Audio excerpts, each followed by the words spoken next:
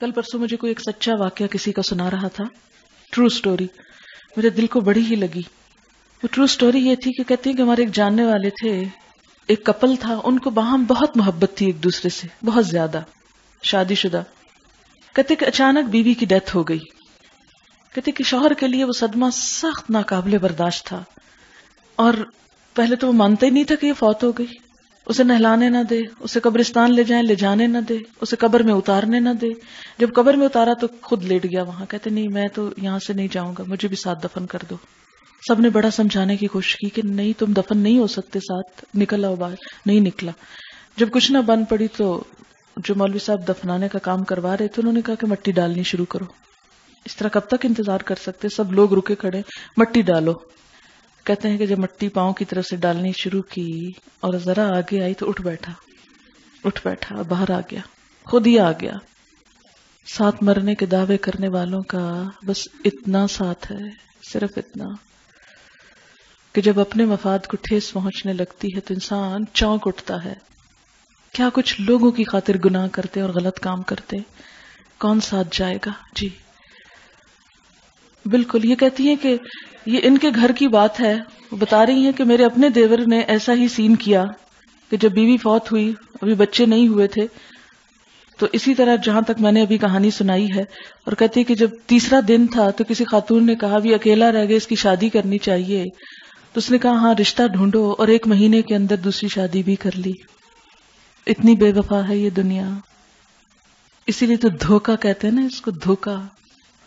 اور سب سے تکلیف دہ سین تو اس دن ہوگا نا جب اپنی ماں، اپنا باپ، اپنا بھائی، ان کو دیکھے گا انسان اور وہ اجنبیوں کی طرح دیکھیں گے، بھاگ جائیں گے.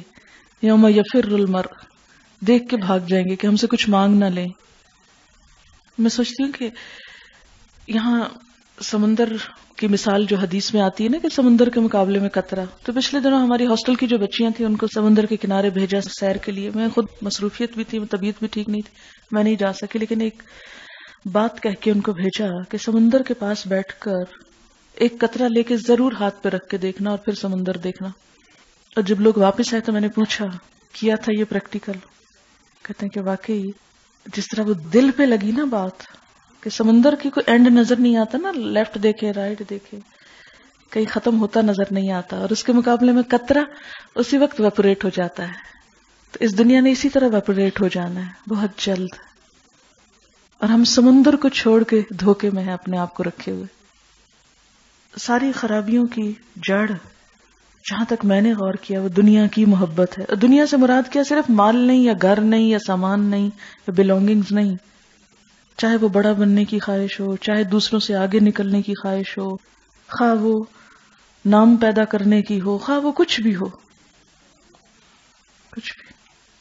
جتنی خرابیاں، جتنے جھگڑے، جتنے فسادات، جو کچھ بھی ہے اس کی بنیادی وجہ یہی ہے. جتنا اس سے دل خالی ہوتا ہے اتنی ہی چیزیں بے معنی ہونے لگتی ہیں، اتنی ہی قربانی کا جذبہ زیادہ آتا ہے. انسان بعض اوقات سوچتا ہے نا کہ میں ناگزیر ہوں، میرے بغیر کام نہیں چلے گا، میری بڑی اہمیت ہے، میں بڑی شے ہوں.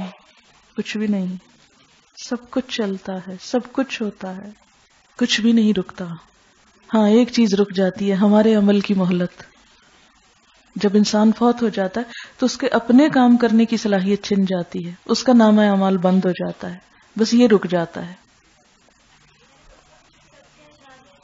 بالکل اس وقت پھر صدقہ جاریہ کی اہمیت سامنے آتی ہے. بالکل. اب جیسے میں یہاں آتی ہوں تو مجھے دیکھ کے بہت خوشی ہوتی ہے نا، کلاس ہو رہی ہے کہ جس کے بارے میں پتہ چلتا ہے فلاں یہ کر رہا ہے، وہاں بھی خبریں پہنچتی رہتی ہے تو بیٹھ کے خوش ہوتی رہتی ہوں نا کہ شکر ہے اللہ تیرے دین کا کام پھیل رہا ہے، چل رہا ہے، ہو رہا ہے. ہم ہیں یا نہیں اس سے کوئی فرق نہیں پڑتا، ہمارے لیے تو اجر ہے. بعض اوقات ایسی بات کوئی پہنچتی ہے کہ جو اچھی نہیں لگتی تو میں سوچتی ہوں ٹھیک ہے، ہم نے جو فرض ادا کرنا تھا کر دیا، جو کسی کو سکھانا تھا سکھا دیا. اب کوئی کہیں تنہائی میں بھی بیٹھ کے اللہ کو یاد کرے گا تو کیا ہمیں ثواب نہیں ملے گا؟ ہم نے اگر کسی میں خیر بو دی تو وہ ہمارا شکر گزار نہ بھی ہو، شکر گزاری تو کسی سے بھی نہیں چاہیے. یہ کہہ رہی کہ اسی سے اس بات کی اہمیت پتہ چلتی ہے کہ آگے پہنچا دو مجھ سے خواہ ایک آیت ہی کیوں نہ ہو. کون جانے کہ اتنی عمر ہو کہ سارا قرآن کسی کو پہنچا سکیں یا نہ. تو ایک آیت بھی پہنچا جائیں اور اس پر ہی لوگ عمل کرتے رہیں تو ہمارے لیے وہی صدقہ جاریہ ہو جائے گا. جی. تو مجھے ایک حسرت کے لفظ سے مجھے ایک بات اپنا ایک تجربہ سامنے آیا کہ جیسے میڈم نے کہا کہ وہ گئی تھیں اور پھر جب واپس آئیں انہیں ہر چیز حسرت کی طرح محسوس ہوئی کہ اچھا یہ چیز میری تھی اور آج یہ کسی اور کے پاس ہے اور اس طرح. تو میں اپنا ایک ایکسپیرینس بتاؤں گی کہ ہمارے گھر کے کچھ حالات اتنے خراب ہو چکے تھے کہ مجھے میڈم کو تو تھوڑا سا تھا کہ انہوں نے کراچی جانا ہے, انہیں یہ کام کرنا ہے اس طرح, تو لیکن جب کچھ ایسے حالات ہوئے کہ مجھے 1 منٹ پہلے بھی نہیں پتا تھا کہ میں اپنے گھر سے نکل جاؤں گی اور مجھے کہیں اور جانا پڑے گا. تو خیر اس وقت جو جوتا تھا جو کچھ تھا میں پہن کے اپنے بہن بھائیوں کے ساتھ چلی گئی. پھر کچھ حالات ذرا بہتر ہوئے تو 5-6 مہینے کے بعد میں دوبارہ اسی گھر میں واپس گئی جہاں پہ میں پیدا ہوئی, پوری زندگی گزاری.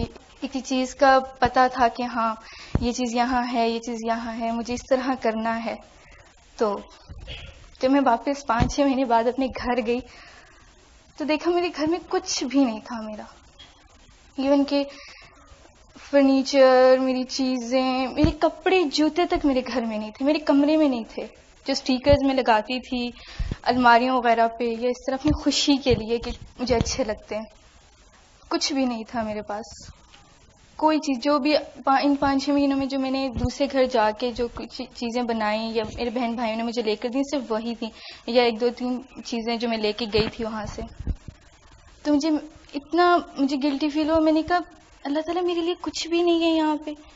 میں اپنے ابو سے جو اتنا پیار کرتی تھی, صرف میرے ابو تھے گھر میں اور میری ابو نے دوسری شادی کر لی تھی, تو میں اتنا فیل کرتی تھی. میں نے کہا اللہ جی میں نے جس باپ سے اتنا, چلے ٹھیک ہے تو نے میری بے شک جتنی بھی چیزیں میرے پاس نہیں رہیں, یعنی دنیا کی چیزیں ہیں, یہ بیڈ ہو گیا, اس طرح کی چیزیں, ایون کہ بیڈ کچھ بھی نہیں تھا.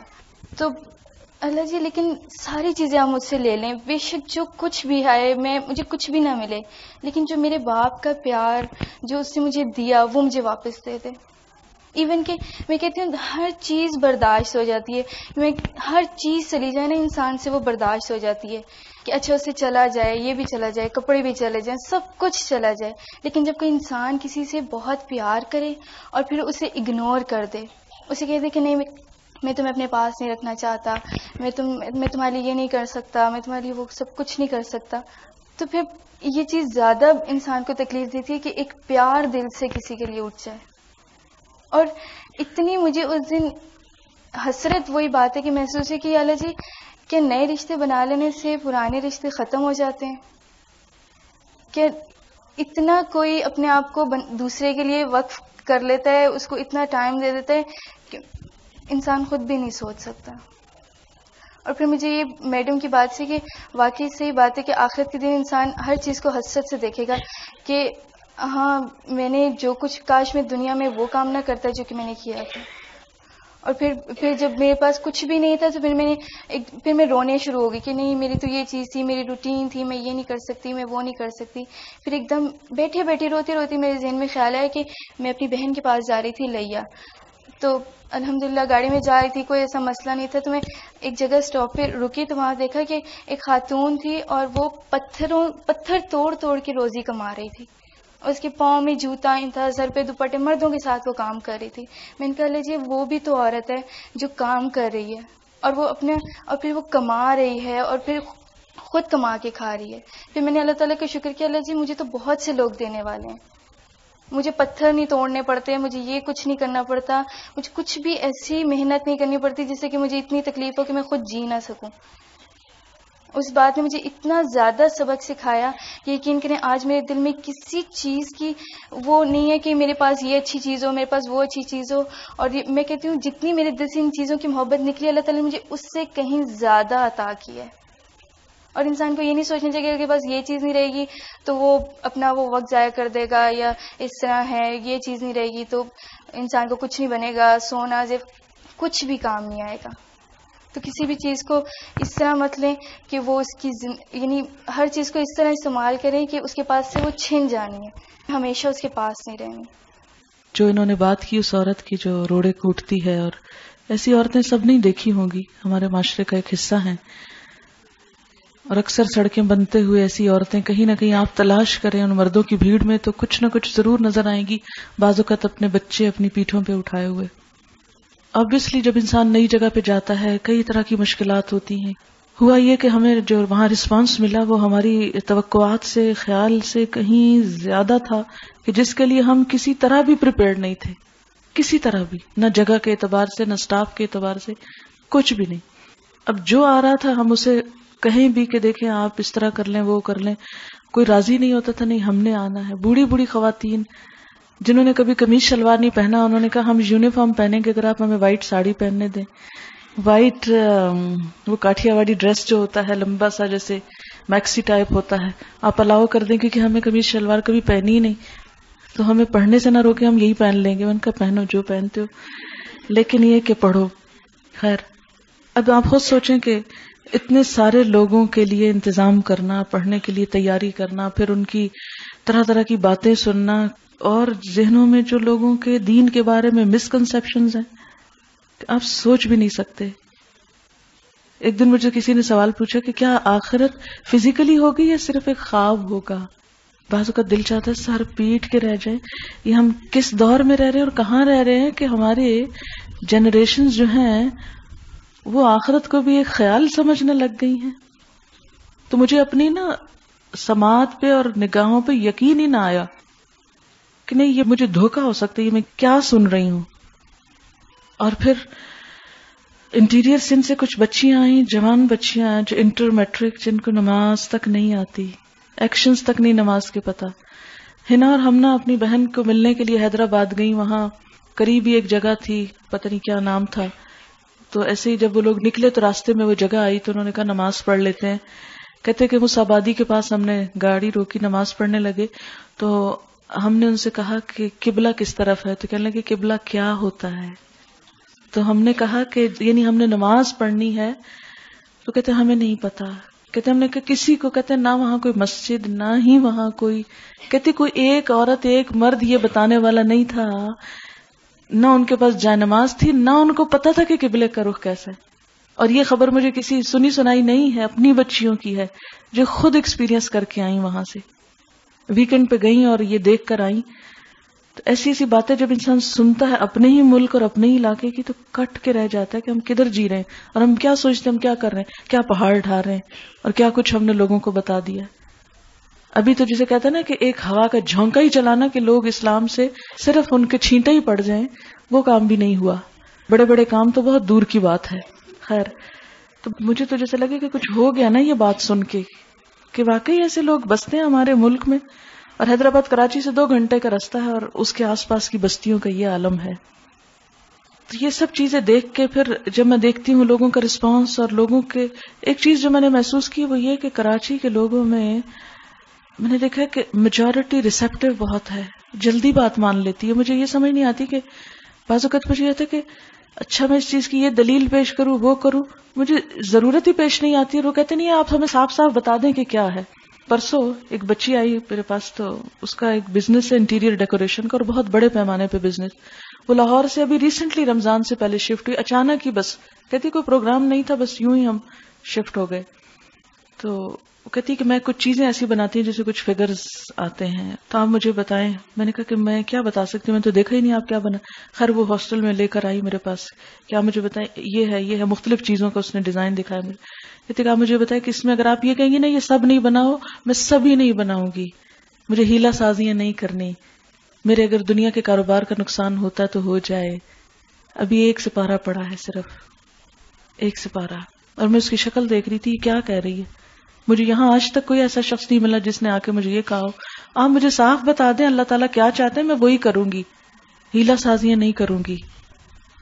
اور وہ کہنے لگی کہ آپ نے تو میری زندگی کو بالکل ہی بدل کے رکھ دیا ہے. میں نے کہا نہیں میں نے تو کچھ نہیں کیا، یہ تو قرآن ہے، اصل میں نے تو صرف قرآن دیا ہے آپ کو، میں نے کچھ نہیں کیا، سب کچھ اللہ کرتا ہے. کہنے لگی کہ پہلے بھی تو قرآن موجود تھا، ہمیں کیوں نہیں پتا چلا، ہم تک کیوں نہیں پہنچا، ہم ایسے ہی مر جاتے، ہمیں انہی چیزوں میں کہ ہمیں حرام حلال جائز ناجائز کا پتہ ہی نہ ہوتا. تو اس کو دیکھ کے تو مجھے شرمندگی ہو رہی تھی کہ میں ریلکٹنٹ تھی بہت بلنٹلی بات کرنے کو، لیکن جس طرح اس نے کی تو میں نے اسے کہا میری اسلام اور فوٹوگرافی کی جو کیسٹ ہے وہ تم سن لو، کیونکہ وہ اتنے چھوٹی چھوٹے پوچھ رہے تھے کہ اچھا اس کو یہ نہیں نا، اس کو کر دوں نا ایسے، کہ وہ مجھ سے آگے تھی کہ میں ان سب چیزوں کو ڈسکارڈ کرتی، جس کو مال بھی مل رہا ہو، دنیا بھی مل رہی ہو، جس کے اندر ٹیلنٹ بھی ہو. اور واقعی وہ میں نے زندگی میں پہلی دفعہ وہ ساری چیزیں دیکھی تھی. ڈیکوریشن کی بہت سی چیزیں میں نے دیکھی ہیں لیکن ایسی چیزیں میں نے کبھی نہیں دیکھی. ٹیلنٹ ہے نا، اللہ نے دیا ہے. اور 3 سال کا بچہ اس کو اس کی مدر کے پاس چھوڑ کے جاتی کہ میری مدر نے کہا ہے کہ ٹھیک ہے میں اس کو لک آفٹر کروں گی اور تم کورس کر لو. اور اس پورے کراؤڈ میں تو پہچانتی بھی نہیں تھی، جانتی، اس نے لیٹر لکھا کہ میں کچھ پوچھنا چاہتی ہوں، مجھے الگ سے تھوڑا ٹائم دے دے. تو میں نے کہا کہ کسی وقت آپ آ جائیں، رنگ کر کے شام کے بعد میں ہوتی ہوں تو آپ بات کر لیں. تو میں یہ سوچتی ہوں کہ بعض لوگ حق کے لیے ترسے ہوئے حق کو قبول کرنے کے لیے اتنے آگے ہیں، قصور کس کا؟ ہم پہنچانے والوں کا، کہ ہم نے نہیں پہنچایا، ہم نے نہیں دیا. آپ یقین کریں جب وہ لڑکی گئی میں اپنے کمرے میں آئی اور میں نے بس اونچا اونچا رونا شروع کر دیا، اور میرے منہ پہ صرف ایک دعا تھی کہ رب اوزعنی ان اشکر نعمتک التی انعمت علی وعلی والدی وان اعمل صالحا ترضاه واصلح لی فی ذریتی. اللہ تو اتنا بتا دے کہ تیرا شکر کیسے کروں، کہ تو نے مجھے ذریعہ بنا دیا کہ میں کسی انسان کے دل میں تیری محبت پیدا کرنے کے قابل ہوئی. یہ تو نے قابل کیا، میرے میں تو کچھ بھی نہ تھا، میں تو خود بھی بہت گناہ گار. میں صرف یہی پکار پکار کے پوچھی تھی یا اللہ صرف تو یہ بتا دے تیرا شکر کیسے ادا کروں، کہ ان سارے احسانات کا ہم تو کچھ بھی جواب نہیں دے سکتے، کچھ ہے ہی نہیں، سر اٹھتا ہی نہیں. اور ایک نہیں کئی ایسے لوگ ہیں. ایک خاتون ایسے ہی آئی ایک دن، کہنے لگی کہ مجھے آپ کو دیکھنے کا بہت شوق ہوا، اس لیے میں رمضان میں نہیں آئی، لیکن میں جہاں بیٹھتی ہوں کوئی نہ کوئی بات کر رہا ہوتا ہے کہ ہم نے قرآن سنا، اس میں یہ ہے، اس میں وہ ہے. تو میں نے کہا کہ میں ضرور دیکھ کے آؤں گی وہ کون خاتون ہے جس نے قرآن پڑھایا اور ان لوگوں کو اس طرح پلٹا کھایا کچھ لوگوں نے، تو یہ کیا ہوا ہے. تو میں نے کہا آپ بھی آئیں دیکھیں. کہنے لگی ہاں میں آئی بھی اسی لیے ہوں کہ میں نے اب ایڈمیشن لینا ہے، لیکن دیکھیں میں نے آج تک سر نہیں ڈھانکا، مجھے اسلام کا کچھ بھی نہیں پتا، آپ مجھے بالکل جاہل سمجھے، لیکن پلیز مجھے تھوڑا سا برداشت کر لیں. شاید میری پروگریس بہت وہ نہ ہو، آپ کے اس معیار پہ نہ پورا اتروں، لیکن آپ مجھے بس چانس تو دیں. اور میں سوچ رہی تھی کہ اس نے تو قرآن کا ایک لفظ بھی نہیں سنا، ابھی ایک لفظ بھی نہیں ابھی سنا، صرف لوگوں سے باتیں سن رہی کہ قرآن میں یہ اور وہ ہے. خیر اس نے ایڈمیشن لیا. پھر 2-3 دن کے بعد یہ کہتی میں نے ٹیلر کو یونیفارم دیا ہوا ہے، آپ پلیز مجھے اس وجہ سے نکالیے گا نہیں، بس یونیفارم میرا آنے والا ہے. اور اب وہ باقاعدہ پڑھ رہی ہے. بلکہ اس کی ایک بھانجی کی بھتیجی امریکہ سے آئی، کہتی اس کو اردو نہیں آتی، تو کیا اگر شام میں ہاسٹل کا جو انگلش کمبائن اسٹڈی کا گروپ ہوتا ہے اس میں لا کے اگر میں بٹھا دوں اس کو. تو حیرت ہوتی ہے نا بعض اوقات لوگوں پہ کہ ان لوگوں کا کیا قصور ہے، صرف اتنا کہ ان کو صحیح میسج پہنچا ہی نہیں. میں کہتی ہوں ہم کچھ بھی نہ کریں، کچھ بھی نہ کریں، صرف کوئی بھی ایک لکھا ہوا ترجمہ لوگوں کے ساتھ بیٹھ کے پڑھ لیں، جن کے دلوں میں خیر ہے ان کے لیے اتنا بھی کافی ہو جائے گا. ہم نہ ہو بہت بڑے مفسر، بہت بڑے علامہ، کچھ بھی نہ ہو. وہ کہتے ہیں نا جیسے قرآن میں آتا ہے پھوار ہی کافی ہے. جو بعض اوقات جب میں لوگوں کو ایسی ایسی باتیں کرتے دیکھتی ہوں نا تو بس میرے منہ سے نکلتا پھوار ہی کافی ہے. موسلا دھار بارش ہو جائے تو کیا کہنے، اگر وہ نہیں تو پھوار ہی کافی ہے. ٹھیک ہے سب ایک جیسے نہیں ہوتے، کئی ایسے بھی ہیں کہ جو اذیت بھی دیتے ہیں، پریشان بھی کرتے ہیں، لیکن میجورٹی جو ہے قبولیت کی طرف رجحان ہے. اس دفعہ جب میں نے سورۃ البقرہ پڑھی، ہوتا ہی ہے کہ ہر سال جب انسان قرآن پڑھاتا ہے کچھ نئی چیزیں سامنے آتی، نہیں آتی. تو یہ جو شروع کے بنی اسرائیل کے جو واقعات آتے ہیں، ان واقعات کو میں الگ الگ سمجھا کرتی تھی نا کہ یہ ایک واقعہ ختم ہوا، پھر دوسرا ہوا، اب تیسرا شروع ہو گیا، لیکن حقیقت میں وہ ایک ہی لنک ہے ان کا. اس دفعہ ہر پارے کا ایک تھیم بنا کے میں نے پورا پارا اس پہ گھمایا اور ہر روز بریف کرتی ہوں اس تھیم کے ساتھ، پھر آگے لے کے چلتی ہوں، ڈیلی لیسن کو پیچھے سے جوڑتی ہوں. اس میں مثال کے طور پر آپ دیکھیں کہ واقعہ سبت اصل میں کیا ہے، ہیلا سازی ہے نا، ہیلا سازی. اس کے بعد اگلا ہے وَإِذْ قَالَ مُوسَىٰ لِقَوْمِهِ إِنَّ اللَّهَ يَأْمُرُكُمْ أَن تَذْبَحُوا بَقَرَةً، اس میں سوال جواب ہے، حجت بازی. پھر اسی طرح وَإِذْ قَتَلْتُمْ نَفْسًا فَادَّارَأْتُمْ فِيهَا، ایک دوسرے پہ الزام تراشی، اپنی غلطی کا اعتراف نہ کرنا. پھر إِذْ أَخَذْنَا مِيثَاقَكُمْ وَرَفَعْنَا فَوْقَكُمُ الطُّورَ، اور پھر یہ کہ خُذُوا مَا آتَيْنَاكُمْ بِقُوَّةٍ وَاذْكُرُوا مَا فِيهِ لَعَلَّكُمْ تَتَّقُونَ. ان چیزوں کو پھر میں نے ایک ایک کر کے کہ نقض عہد یعنی عہد توڑنا، ہیلا سازی کرنا، حجت بازی کرنا، اور اسی طرح ایک دوسرے پہ الزام تراشی کرنا، یہ کوالٹیز تھی بنی اسرائیل کی جن کو ان کے مختلف واقعات میں ڈسکس کیا جا رہا ہے. پھر میں نے کہا کہ ان کو لکھیں اور بنی اسرائیل کو اب ذرا بھول جائیں، اب اپنے آپ کو رکھیں. اکثر میں ہوم ورک اس طرح کے دیتی رہی ہوں. جیسے منافقین کی صفات تھی، لا یشعرون، لا یعلمون، یکذبون، یامہون، مستہزئون، ان سب پہ میں نے کہا کہ یہ منافقین کے اندر ہیں. اب آ جائیں اپنے اندر ڈھونڈیں. لا یعلمون، لا یشعرون، شعور نہیں، لا یعلمون، علم نہیں، مستہزئون، دین کا مذاق اڑاتے ہیں. پھر اسی طرح یامہون، بے مقصد، کوئی ٹارگٹ ہی نہیں زندگی کا، ایسے ہی گھوم پھر رہے ہیں ادھر سے ادھر کہ وہ رزلٹ اس کا یہ نکلتا ہے. سب سے آخری صفت یامہون آتی ہے، پھر آگے مثالیں آ جاتی ہیں. تو میں اس طرح کے ہوم ورک پریکٹیکل چیزیں کرنے کو دیتی رہی ہوں کہ ان چیزوں کو لو اور آگے لکھو اپنے آپ کو. میں نے کچھ اس طرح کیا کہ بیچ میں اپنا نام لکھو، ایک طرف متقین کی صفات لکھو، ایک طرف منافقین کی لکھو، اور اس میں وہ جیسے کہتے ہیں نا ان کو ملانا، کہ ملاؤ، یقیمون الصلاۃ تو ادھر ملا دو، یہ مما رزقناہم ينفقون تو وہ لکیر ادھر.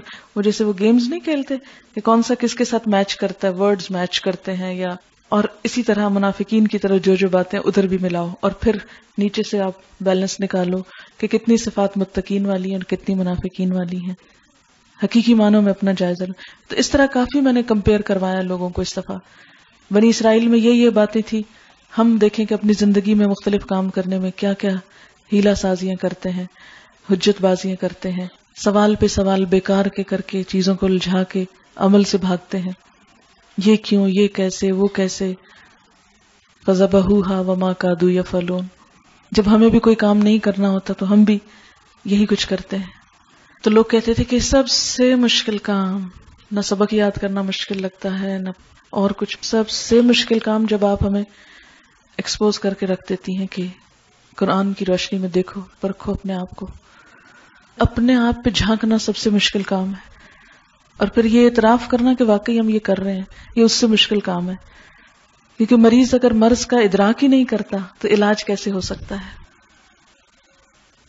اچھا، میں نے تو بہت ہی باتیں کر لی. آپ میں سے کوئی کچھ بات کرنا چاہے؟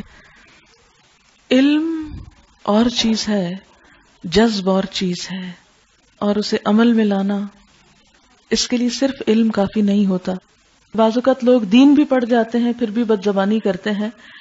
یہ جیسے بنی اسرائیل فَدَّارَأْتُمْ فِيهَا، ایک دوسرے پہ الزام تراشی کرنا کہ کوئی کام خراب ہو جائے تو عموماً ہمارے لوگوں کا حال یہی ہوتا ہے کہ اس میں کوئی ذمہ داری قبول کرنے کی کوشش نہیں کرتا. اور یہ بھی ایک شیطانی حربہ ہے.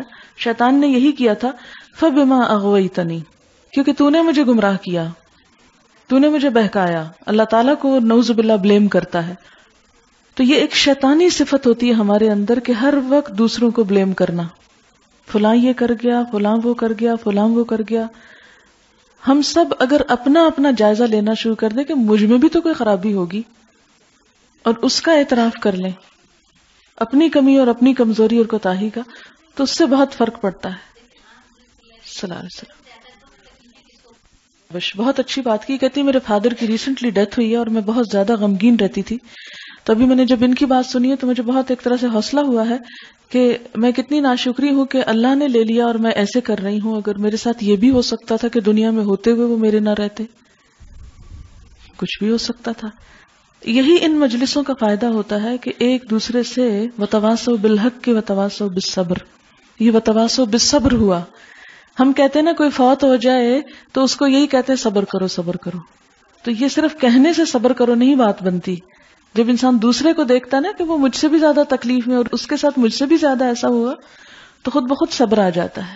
بس یہ کہ ان رشتوں کے بارے میں ہمیں اعتدال کے ساتھ چلنا ہے کہ ان کا حق بھی دینا ہے، ان سے محبت بھی کرنی ہے، ان کا خیال بھی رکھنا ہے، ان کے کام بھی آنا ہے، لیکن صرف ان کی دنیا کی فکر نہیں کرنی، ان کی آخرت کی بھی فکر ہمیں کرنی ہے، تاکہ وہ کل قیامت کے دن ہمیں نہ پکڑے کہ تم نے ہمیں نہیں دیا تھا، تم نے ہمیں نہیں بتایا تھا. یہ ذمہ داریاں تو ایک فرض ذمہ داریاں ماں باپ کے اوپر کے کھلائیں پلائیں پڑھائیں لکھائیں ضروریات پوری کریں. شوہر کے اوپر ایک فرض ہے کہ بیوی بچوں کا نان نفقے کا خیال رکھے. لیکن جیسے وہ آتا ہے یا ایھا الذین آمنوا قوا انفسکم واہلیکم نارا، ساتھ ساتھ اس ذمہ داری کا بھی احساس اور شعور اپنے اندر اور دوسروں کے اندر بیدار کرنا ہے. تو والدین کے لیے سب سے بڑی بات یہ ہے کہ جیسے قرآن کہتا ہے کہ لا تقل لہما اف، اف تک کہنا منع ہے. جب میں نے والدین کے حقوق پہ 2 یا 3 دفعہ درس یہاں دیا، پھر کراچی میں بھی دیا اس موضوع پر، اور میں نے دیکھا کہ بڑا ہی ٹچنگ تھا، بہت ٹچنگ ہے یہ سبجیکٹ. اور بڑی بڑی بوڑھی خواتین بھی بعض اوقات رو رہی ہوتی تھی کہ جو والدین کے حق میں کوتاہیاں اور کمیاں ہو گئی ہم لوگوں سے جن کے فوت ہو چکے.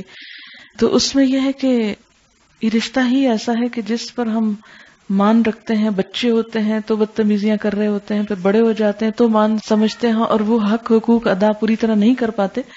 تو اس میں بنیادی طور پر یہ ہے کہ جیسے ایک لڑکی ہونے کے ناطے جب تک شادی نہیں ہوتی والدین کی خدمت، ان کی اطاعت، اور اگر کچھ نہ کر سکے تو صرف اپنی زبان کو کنٹرول کر لے، ان کے آگے بولنا نہیں.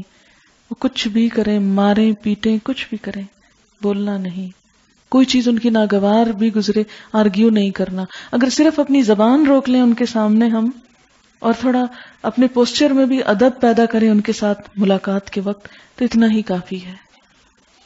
میں نے ابھی آخرت کی بات کیوں چھیڑی؟ شاید میں نہ ہی چھیڑتی، میرا کوئی آج کا وہ موضوع فکر آخرت نہیں تھا، لیکن میں پچھلی دفعہ بھی آئی اور واپسی تک، اور اس دفعہ بھی کل سے جو میری کیفیت ہے اس میں مسلسل میرے اپنے اوپر ایک فکر طاری ہے، جیسے کہتے ہیں نا آخرت کے اندر سوچ میں ڈوبی ہوئی ہوں، کیونکہ مجھے پتا ابھی پھر چھوڑ کے جانا ہے نا، پھر جانا ہے، پھر نکلنا ہے یہاں سے. آپ سب یہاں بیٹھے ہیں، آپ کی وہ فیلنگ نہیں ہو سکتی کیونکہ مجھے سب کو چھوڑ کے جانا ہے. آپ کا کیا ہوگا؟ میں نہیں ہوگی، وہ اس سے مل لیں گے، اس سے ملاقات کر لیں گے، اس سے فون کر لیں گے. میرے لیے تک روزہ ہو جاتا ہے، اتنی دور سب سے فون بھی نہیں ہو سکتا، شکلیں بھی نظر نہیں آتی، ہر چیز نئی نئی نئی نئی. کلاس میں بیٹھی ہوتی ہوں، وہ لکس ہی نہیں ہوتی اسٹوڈنٹس کی، کیونکہ ابھی اجنبی جو ہیں سب شہر ہی اجنبی ہے، وہ لکس ہی نہیں ہوتی. پھر میں اتنا مس کرتی ہوں یہاں کے سارے ایٹماسفیئر کو کہ جب بات یہاں بیٹھ کے کرتی ہوں تو پھر مجھے بہت آخرت زیادہ یاد آتی ہے نا، کہ اس کو میں کنورٹ کر لیتی ہوں وہاں کے لیے. تو میں سمجھتی ہوں کہ جتنی بھی ہماری خرابیاں ہیں نا، بد اخلاقیاں ہوں، بد زبانیاں ہوں، کسی کا حق نہ دینا ہو، اپنے کام میں غفلت اور سستی ہو، یہ سب کی پیداوار اور جڑ جو ہے نا آخرت کے احساس کی کمی. اگر ہمیں پتا ہو کہ یہ چانس ہے، ایک چھوٹا سا ملا ہمیں ایک کام کرنے کا، چاہے ماں باپ کے حق ادا کر رہے ہوں، چاہے ہم کسی دین کی خدمت کر رہے ہوں، چاہے ہم کہیں بھی کھڑے ہوں، ہر چیز کو ایک آخری چانس سمجھ کر، جیسے چاہے نماز میں ہی کھڑے ہوں، تو جب تک وہ آخری چانس والی کیفیت نہیں آتی تو کاموں میں حسن نہیں پیدا ہوتا. ہم سمجھتے ہیں یہ سب کچھ ایسے ہی رہے گا اور یہ سب چیزیں ہماری ہی رہیں گی اور ہم یوں ڈھیلے ڈھالے کام کرتے ہی رہیں گے اور یہ زندگی کا سلسلہ ہوتا ہی رہے گا. یہ اس طرح جیسے ایک چمک ہوتی ہے نا بجلی کی اور پھر وہ آف ہو جاتی، بالکل اتنی سی چمک ہے یہ دنیا. اس دفعہ مجھے جب میں مثلہم کا مثل الذی استوقد نارا پڑھا رہی تھی تو اس میں نے کہا صواعق بھی بجلی کی کڑک چمک ہے اور پھر برق، یہ 2 کیوں آ گئے ساتھ؟ ایک کافی تھا. پھر میں نے بہت غور کیا تو پتا چلا کہ برق دنیا کی کامیابی ہے، صواعق وہ خطرے ہیں جو اسلام کے ساتھ ہیں، اور برق چمک جیسے جنگ بدر میں برق کوندی چمکی تھوڑی سی کہ مسلمانوں کو کامیابی. احد تک وہ برق مان پڑ گئی، احد میں آ کے ناکامی ہوئی، وہ برق بجھ گئی. آتا نا کہ کلما عادات لہم مشوا فی، اور جب اندھیرا ہو جاتا ہے تو رک جاتے ہیں. تو اس میں ایک برق آتا ہے اور ساتھ صواعق آتا ہے. صواعق بھی بجلی کو کہتے ہیں، اور بجلی تو جیسی بھی چمکتی ضرور ہے، چاہے گرے جلائے بسم کرے. تو میں نے کہا کہ 2 کیوں؟ پھر میں نے جب ڈکشنری کے اعتبار سے بھی اور اس طرح غور کیا تو یہ کامیابی کے معنوں میں ہے اور وہ جو ہے مصیبت کے معنوں میں ہے، ایک ہی اوریجن. تو یہ ہم میں سے ہر ایک اپنی جگہ پہ سوچے، اسے دین کا، کسی کی خدمت کا، نیکی کا کوئی بھی جو موقع ملا نا، یہ صرف ایک چمک ہے جس نے جلدی آف ہو جانا ہے، بجھ جانا ہے. تو آپ دیکھیں کہ مثلاً آپ کوئی چیز ڈھونڈ رہے ہیں، رات ہے، گھپ اندھیرا ہے اور اچانک بجلی چمکی تو آپ فوراً کیا کرتے ہیں؟ سب چیزیں چھوڑ کر وہ ڈھونڈنے کی کوشش کرتے ہیں جو آپ کو نہیں ملی ہوئی. یا جب کبھی بجلی چلی جائے تو آپ کیا کریں؟ مثلاً آپ کو موم بتی نہیں مل رہی تو آپ وہ ماچس جلاتے ہیں تو وہ شعلہ نکلتا ہے، تو آپ اتنی سی دیر میں جتنی دیر میں شعلہ جلتا ہے آپ یہ نہیں دیکھتے اچھا کس کی شکل کیسے نظر آ رہی ہے اور وہ کھڑکی کیسے لگ رہی ہے. اس وقت آپ کیا دیکھتے ہیں؟ اس چمک میں موم بتی ڈھونڈتے، سب سے ضروری کام کرتے ہیں اس چمک میں. تو سمجھے کہ یہ جو تھوڑی سی چمک ہوئی نا، زندگی میں کوئی کام کرنے کا چانس ملا تو اس چمک سے پورا فائدہ اٹھا لیں کہ بس وہ کر لیں جو کرنے کا موقع ملا اور آسان طریقے سے کر جائیں. بہت جلدی یہ نامہ اعمال وائنڈ اپ ہونے والا ہے اور پھر وہی یوم الحسرت ہے. ہم کیوں تاخیر کرتے ہیں کاموں میں، کیوں ڈیلے کرتے ہیں، کیوں حجت بازیاں کرتے ہیں، کیوں ہیلا سازیاں کرتے ہیں؟ سب خرابیوں کی جڑ یہی ہے کہ ہم سمجھتے ہیں کہ یہ دنیا ہمیشہ باقی رہے گی ہمارے پاس. خوش گمان. بالکل بالکل. کسی کے ساتھ بھی کوئی معاملہ کرتے ہوئے اگر ہم خوش گمان ہو جائیں تو بہت آسان ہو جائے گا معاملہ کرنا.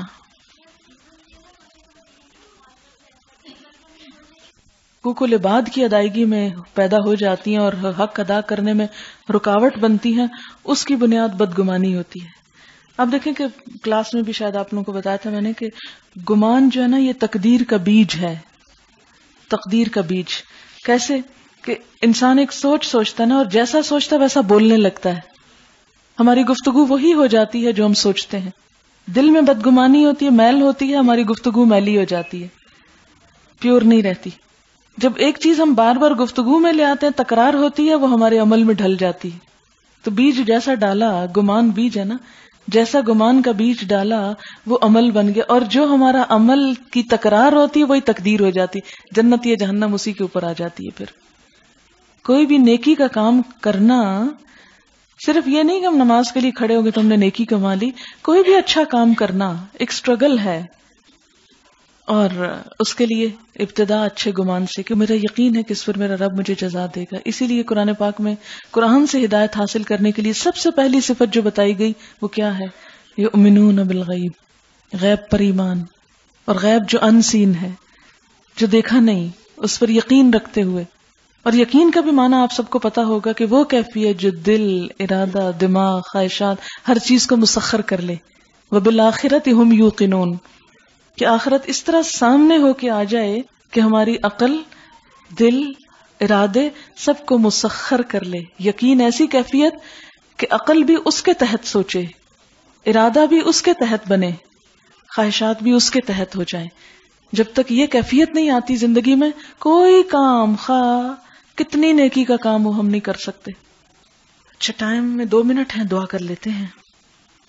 سبحان اللہ والحمد للہ ولا الہ الا اللہ واللہ اکبر ولا حول ولا قوة الا باللہ العلی العظیم. اللہم صل علی محمد وعلی آل محمد کما صلیت علی ابراہیم وعلی آل ابراہیم انک حمید مجید. اللہم بارک علی محمد وعلی آل محمد کما بارکت علی ابراہیم وعلی آل ابراہیم انک حمید مجید. ربنا آتنا فی الدنیا حسنة وفی الآخرة حسنة وقنا عذاب النار. ربنا لا تزغ قلوبنا بعد إذ هديتنا وهب لنا من لدنك رحمة إنك أنت الوهاب. ربنا هب لنا من أزواجنا وذرياتنا قرة أعين واجعلنا للمتقين إماما. یا اللہ، جو کچھ ہم نے پڑھا ہے، جو کچھ ہم نے سنا ہے، تو اسے قبول فرما. یا اللہ، اس میں جو بات تیری مرضی کے مطابق ہو، ہم سب کو اس پر عمل کرنے کی توفیق دے. جو تیری مرضی کے خلاف ہوئی ہو، لا علمی میں، نادانستگی میں، ہم سب کو اس سے دور کر دے اور ہمیں صحیح راستے کی ہدایت عطا فرما. یا اللہ، ہماری نیتوں کو اپنے لیے خالص کر لے. یا اللہ، ہماری گفتگو میں سے ہر خراب چیز کو دور کر دے. یا اللہ، ہمارے سینوں میں اپنی محبت پیدا کر دے. یا رب العالمین، ہمارے اعمال کو اپنی مرضی کے مطابق کر دے. یا اللہ، ہمارے والدین پر اپنی رحمت فرما. اللہ، ہمارے بچوں کو ہماری آنکھوں کی ٹھنڈک بنا، انہیں دنیا اور آخرت کی کامیابی عطا فرما. یا اللہ، تو ہم سب مسلمانوں کے درمیان باہم محبت پیدا کر دے. یا اللہ، ایک دوسرے کے دکھ درد کو پہچاننے کی توفیق عطا فرما. سب بیماروں کو صحت عطا فرما، سب دکھی لوگوں کے دکھ دور فرما. یا رب العالمین، تو ہمارے گناہوں کو معاف کر دے اور ہم پر رحمت کی بارش برسا. یا اللہ، تو ہمارے گناہوں کو معاف فرما اور ہمارے لیے اپنی رحمتیں برسا. یا اللہ، تو رحمت کی بارش برسا. یا رب العالمین، ایمان کے ساتھ دنیا سے خاتمہ ہو، اپنا قرب نصیب فرمانا، ہماری قبروں کو روشن کر دینا. یا اللہ، ہمارا حساب آسان کر دینا، ہمیں جنت الفردوس کے اعلیٰ درجات عطا فرمانا، نبی صلی اللہ علیہ وسلم کی صحبت نصیب فرمانا. یا رب العالمین، آپ کے ہاتھوں حوض کوثر سے پانی نصیب فرمانا. یا رب العالمین، دنیا اور آخرت میں سارے اور نیک لوگوں کی صحبت نصیب فرما. ربنا تقبل منا انك انت السميع العليم وتب علينا انك انت التواب الرحيم. وصلى الله تعالى على خير خلقه محمد وعلى آله وأصحابه وأهل بيته أجمعين برحمتك يا أرحم الراحمين. إلهي آمين. سبحانك اللهم وبحمدك نشهد أن لا